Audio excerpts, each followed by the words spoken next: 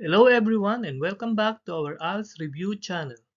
Today, we are focusing on the junior high school level for Learning Strand 5, focusing on the government, the Philippine Constitution, and civics. These 10 high traffic questions match the core topics most commonly seen on the JHS exam. Grab your notebook, trace the constitutional clues, and test your skills. Click that subscribe button right now to lock in our regular Thursday and Sunday study tracks. Let's see if you can get a perfect score today. Here is question number 1.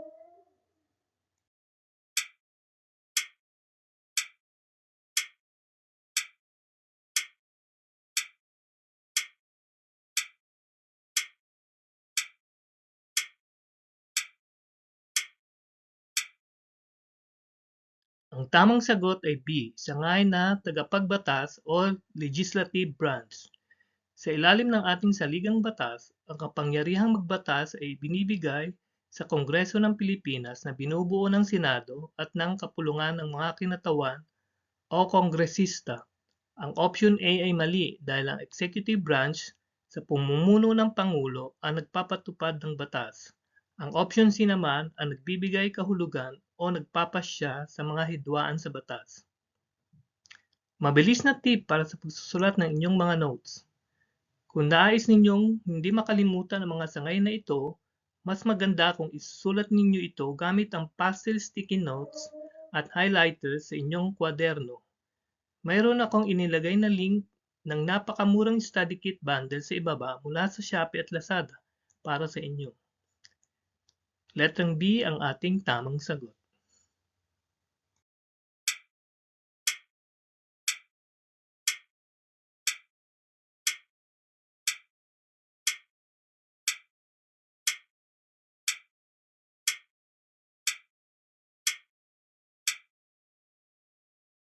Ang tamang sagot ay C, 1987 Constitution. Ito ang tinatawag na Freedom Constitution na binuo pagkatapos ng EDSA People Power Revolution. Ito ang pinakamataas na batas ng bansa ngayon at lahat ng iba pang batas na ginagawa ng Kongreso ay dapat umayon dito. Ang options A, B at D ay mga lumang saligang batas na hindi na ipinatutupad sa kasalukuyan. Palaging lumalabas ang petsang 1987 sa exam pagdating sa usaping batas kaya tandaan ninyo ito ng mabuti.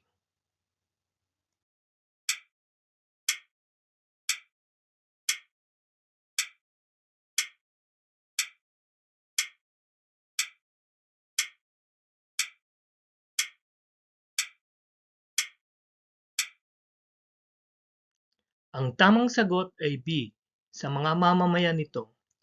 Ayon sa Artikulo 2, Seksyon 1 ng ating Constitution, ang Pilipinas ay isang demokratiko at republikanong estado. Ang soberenya ay nananahan sa mga mamamayan at ang lahat ng otoridad ng pamahalaan ay nagmumula sa kanila sa pamamagitan ng pagboto sa eleksyon. Ang A, C at D ay mali dahil sa sistemang demokrasya, ang boses ng taong bayan ang pinakamataas na kapangyarihan, hindi ang mga banyaga, militar o pera. Letrang B ang ating verified answer.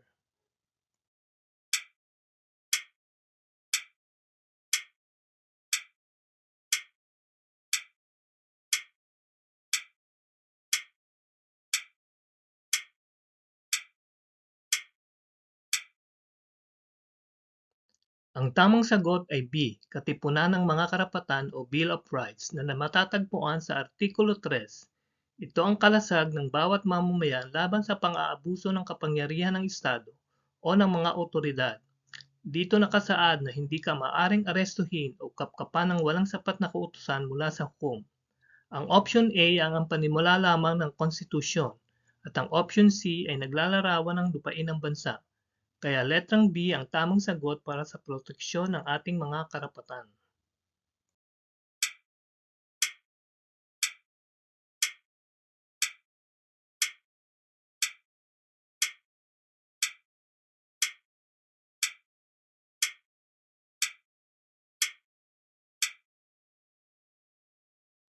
Ang tamang sagot ay C, maayos na pagbabayad ng buwis o taxes. Ang buwis ang itinuturing na lifeblood o dugo ng pamahalaan. Kung walang pondo mula sa buwis, hindi makapagpapatayo ng mga kalsada, ospital at hindi mapopondohan ang mga programa tulad ng ALS. Study tip para sa ating junior high school review. Kapag nagre-review kayo ng mahabang talata sa civics gamit ang cellphones, napakahirap kung nakayuko kayo gabi-gabi. Upang maiwasan ang sakit sa leeg at likod, gumamit kayo ng adjustable phone stand o tablet holder. Naglagay ako ng link ng matibay at murang phone holder sa ating Shopee at Lazada description box sa ibaba. I-click ninyo lang yon habang nakapost ang video. Letrang C ang ating tamang sagot. Nasa kalahati na tayo ng ating Junior High School Social Studies Practice Test. Kumusta ang inyong mga marka? Nakakuha ba kayo ng 5 puntos sa unang bahagi? Huwag mag-antubiling i-comment ang inyong mga score sa ibaba upang masubaybayan ko ang inyong pagre-review. Kung ang video na ito ay nagbibigay sa inyo ng malinaw shortcuts para sa exam, pakiclick ang subscribe button ngayon at bigyan ng malaking thumbs up ang ating video. Ang inyong simpleng pag-subscribe ay malaking tulong upang magpatuloy ang ating channel sa paggawa ng mga libreng tutorial. Ngayon, dumako na tayo sa huling 5 tanong. Narito ang tanong 6.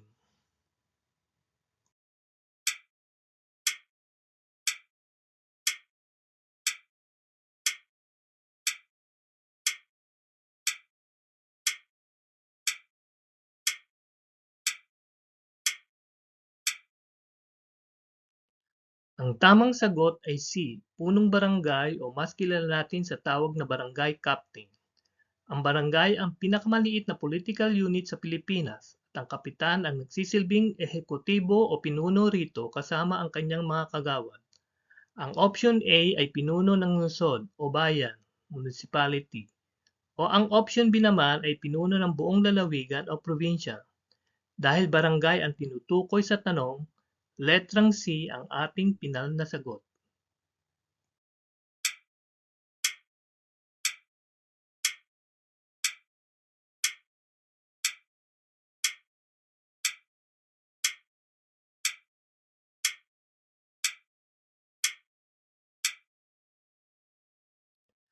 Ang tamang sagot ay C, karapatang bumoto o suffrage. Ito ay isang mahalagang karapatang pampolitika na ibinibigay sa mga mamamayang Pilipino na may edad na 18 pataas at walang kapansanan sa batas. Ito ang paraan upang marinig ang boses ng karaniwang tao sa pamamahala. Letrang C ang ating tamang sagot.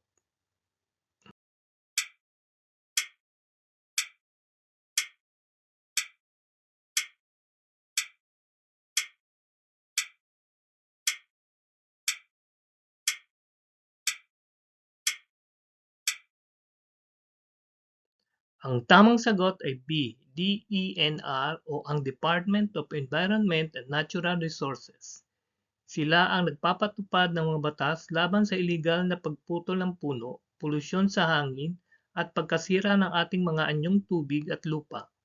Ang option A ay para sa edukasyon, ang option C ay para sa kalusugan, at ang option D ay para sa mga manggagawa. Ang mga acronyms o glagdat na tulad nito ay madalas lumabas sa exam, kaya madali itong tandaan kung alam mo ang buong pangalan nito.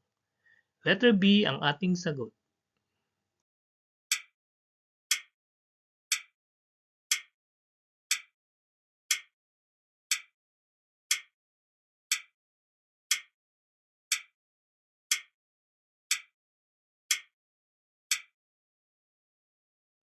Ang tamang sagot ay B, ang Pangulo ng Pilipinas. Batay sa ating diagram o listahan sa screen, kahit maaprubahan ng mga senador at kongresista ang ating panukala, kailan pa rin ito ng ganda ng Pangulo upang maging isang ganap na batas ng bansa. Kung hindi ito nagustuhan ng Pangulo, maaari niya itong iveto o tanggihan. Isang mabilis na paalala para sa inyong pagre-repaso. Para sa mag-aaral na nagpiprint ng mga free reviewer sheets o modules mula sa DepEd, mas makatitipid kayo kung mayroon kayong sariling A4 o long copy paper bin sa bahay upang hindi na kayo gumastos ng malaki sa mga computer shop. Mayroon akong inilagay na dekalidad at murang supply link sa ating description box mula sa Shopee at Lazada. Letrang B ang ating tamang sagot.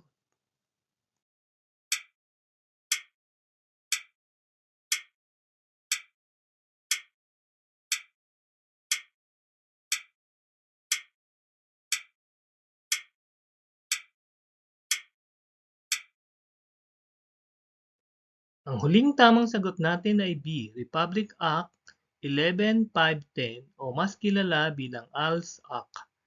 Ang batas na ito ay nilagdaan upang masiguro na ang bawat out-of-school youth at adult learner ay may permanenteng karapatan sa libre at dekalidad na edukasyon sa pamamagitan ng ALS sa bawat munisipalidad. Ang option A ay ang Comprehensive Dangerous Drugs Act. Ang option C ay ang Responsible Parenthood Act at ang option D ay ang Anti-Violence Against Women and Children Law. Bilang isang mag-aaral ng ALS, napakahalagang alam ninyo ang batas na nagpoprotekta sa inyong pag-aaral. Binabati ko ang lahat na nakakuha ng tamang sagot ngayon. Napakahusay ninyong tinapos ang ating 10 katanungan sa Junior High School Social Studies at Civics Reviewer. Ngayon, bilangin inyong mga puntos at i-share ang inyong pinal na score sa comment section sa ibaba upang mabati ko kayo. Kung mababa sa 7 ang inyong score, huwag kayong mag-alala. Ang kasaysayan at batas ay nadadaan sa paulit-ulit na panonood, kaya i-replay lamang ang video na ito habang sinusundan ang ating mga automatic shape guides. Sa ating susunod na junior high school video, pagtutuunan naman natin ang Learning Strand 6, Digital Citizenship. Kung nakatulong ang video na ito sa inyong pag-aaral, mangyaring i-click ang like, mag-subscribe sa ating channel at ibahagi ito sa inyong mga kaklase sa ALS. Maraming salamat sa inyong sipag ngayon. Manatiling matiyaga sa pag-aaral at magkikita tayo sa susunod nating junior high school lesson. Bye-bye! Magandang araw mga ka-solid ka-ALS. Sana ay may natutunan kayo sa araw na ito. Hanggang sa muli nating pagkikita.